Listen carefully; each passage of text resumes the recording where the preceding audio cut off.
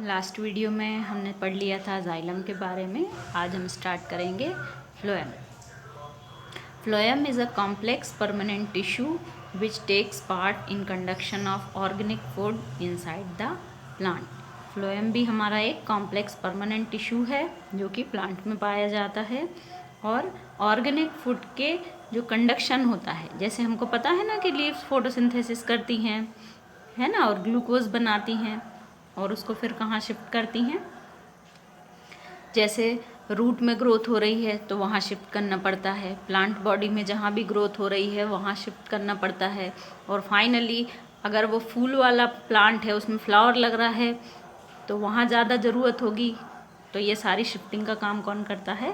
Phloem.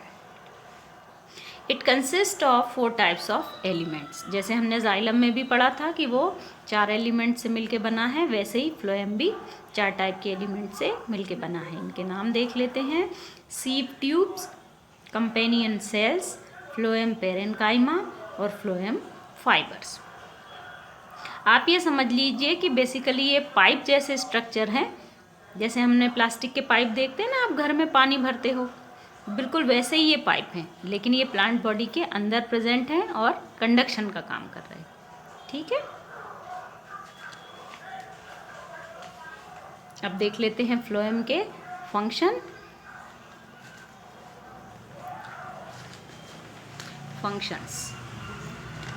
First है conduction of food.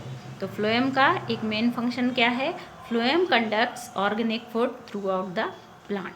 तो leaf में जो फूड मटेरियल प्रोड्यूस हो रहा है उसको पूरी प्लांट बॉडी में भेजने का काम फ्लोएम करती थी। जब हमने जाइलम पढ़ी थी तब ये देखा था कि सारा जो वाटर है और सेप हमने उसको बोला था, वाटर प्लस मिनरल्स, वो कौन एब्जॉर्ब कर रहा था? रूट और प्लांट बॉडी की टिप तक भेज रही थी जाइलम। लेकिन यहाँ फूड मटेरियल का कंडक्शन है। ठीक है, इसका सेकंड फंक्शन है फ्लोएम फाइबर्स का, कि फ्लोएम और bast fibres of some plants are source of commercial fibres.